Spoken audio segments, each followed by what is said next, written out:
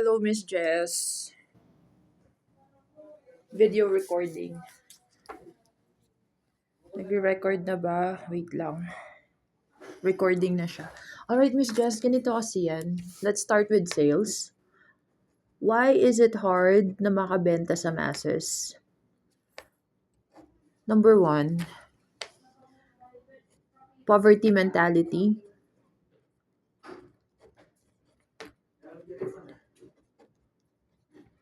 Wala silang pagpapahalaga when it comes to value.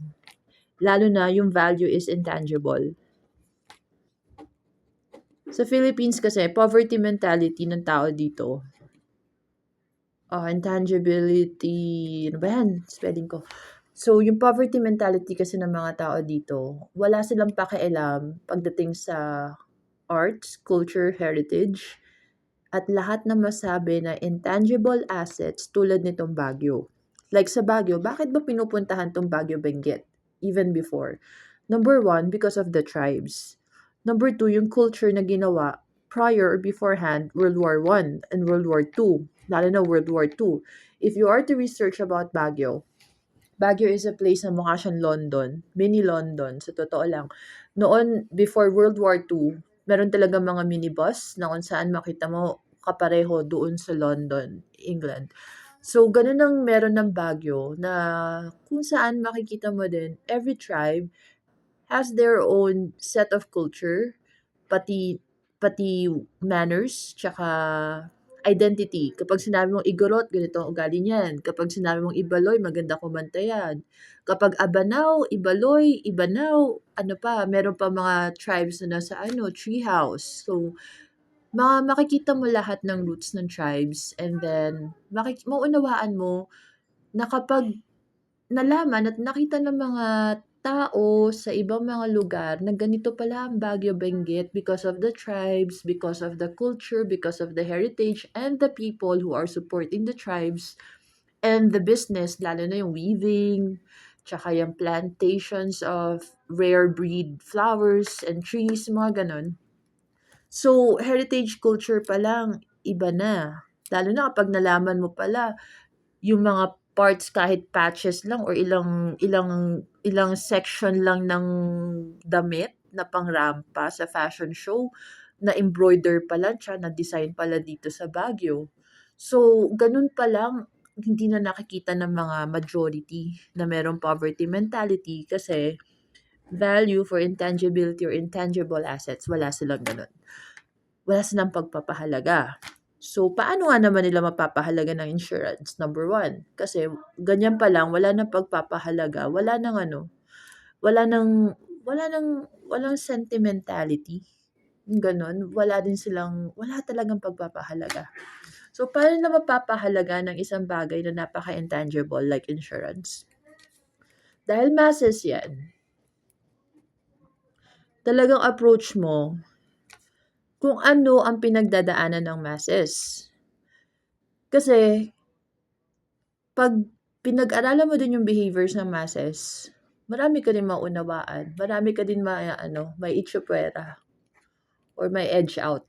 Ganun na lang. So, to approach the masses, kailangan mo din silang pahalagahan. Value. Pero hindi lahat yan sa masses papahalagahan mo.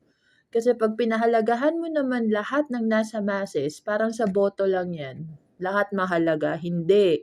Lahat ba nagbabayad ng tax? Hindi. Lahat kailangan mag-tin para bumoto. Kasi yun talaga ang justice eh. Yun yung rightful justice. Meron kang karapatan bumoto kapag meron kang tin tsaka nagtatrabaho ka talaga. Hindi yung kung ano-ano lang. 'Di ba? Ganun lang yun. Hindi yung ang dami yung anak, tapos kaming nagtatrabaho dito, yung mga taxes namin, pang housing nyo, pang pangkain nyo, hindi nyo inaalaga, nag-anak lang kayo na nag-anak kasi parausan nyo lang. So, hindi pwede yung ganun. So, when you start value, dun tayo sa mga people na nagva-value din. Kasi meron silang mga dignity. Now, if you are to look into it, let's start first with the farmers. Farmers kasi, before, mga panahon ng mga Espanyol, dahil hindi kilala yung mga Britons who came from the UK, now in the United States. Marami na yan. So, itong Britons, coexistence yan. Parang mga pilgrims yan. Hindi yan yung mga pilgrims na religion. Coexistence ang ginawa ng Britons. Pero na-overshadow sila, na-overpower sila ng mga Espanyol. Itong history ng UK. Yan, mga Espanyol. Ganyan na lang spelling. Dahil itong mga Espanyol, nagpaasawa kay Mary from England, King Philip, 1500s, mga ganyan. Tapos na conquer ang Philippines. So, nangyari niyan, itong mga ito, overrule sa country ng Philippines. Pero at the same time, kasabay nila to sa expedition.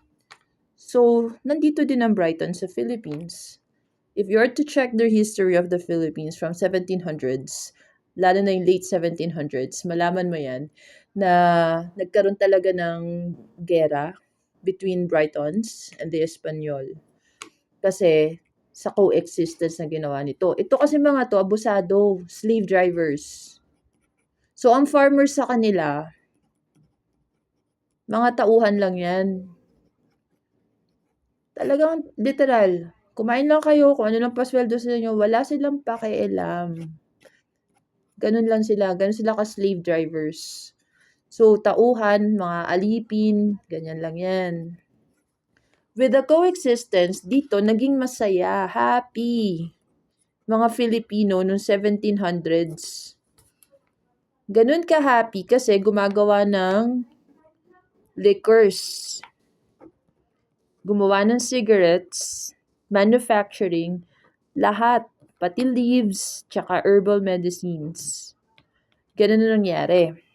So, because of the happiness, dahil employment ang ginawa ng coexistence, etong mga nasa government na nag-conquer, tinaasan yung tax. Tax increase ang ginawa. Kasama na yung religion dito na Misigonista. So, nagalit to. Nagsunugan ng simbahan. Nagalit silang lahat dito. Kasi biglang nagtaas ng tax sa mga panahon, happy lahat sa employment kasi lahat nagko-coexist sa mga Britons. Tsaka dito sa mga lahat ng Britons kung tawagin. Mula sa UK. Kasama niyan Ireland, mga Irish people, British, tsaka mga Scottish. Mga panahon na yan, sila magkakasama plus France. Parish people. Yan yung mga parish people na inano naman yung sa religion. Gumawa sila ng mga parish churches. So, magkakaiba yan. May parish church ka sa Philippines, meron ka mga simbahan na napakadumi. So, ganun. So, ito yung pinagmulan ng Prudential Life UK. Kapag ni-research mo siya ng husto, laging approach niyan coexistence. So, if you are to place insurance sa value and dignity of coexistence with people, particularly farmers, tsaka yung mga nagmamanufacture ng liquors, employment yung labas niyan. So, mangyari niyan, benefits talaga. Insurance benefit mo yan para sa mga employees mo if you are an employer. Pagdating sa ikot ng pera, tobacco business, investment. So, mag-pull talaga ng mga investors sa tobacco business solely for Prudential UK. So, dito ka iikot for this particular new line of tobacco insurance or lung insurance. Na kung saan mag-start ka sa farmers, tsaka gumagawa ng mga liquors na kung saan native lahat, coexisting, may mga pasweldo, and then, after nun, baba ka na sa masses and sa minute government. So, masses na yan.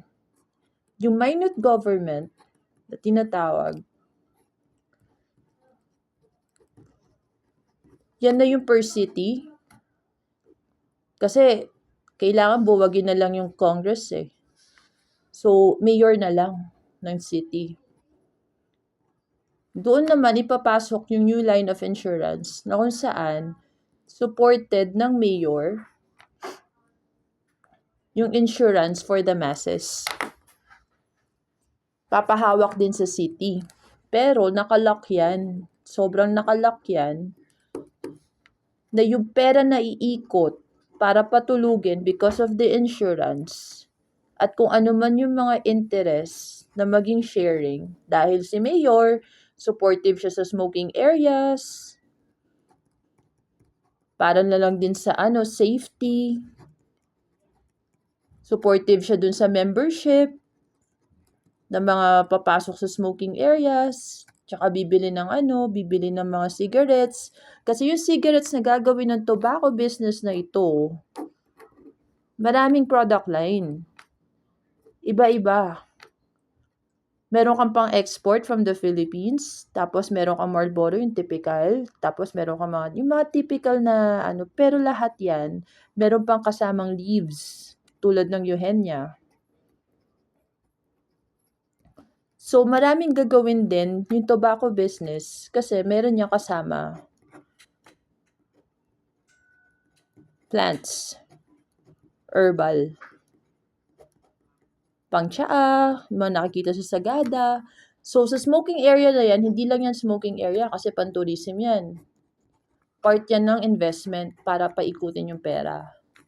Dito ka lang iikot sa lahat.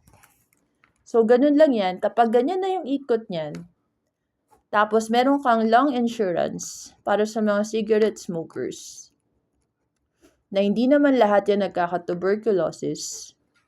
Pag meron ka niyan, lung insurances, specifically kahit dyan lang, kay lung insurance ka lang iikot.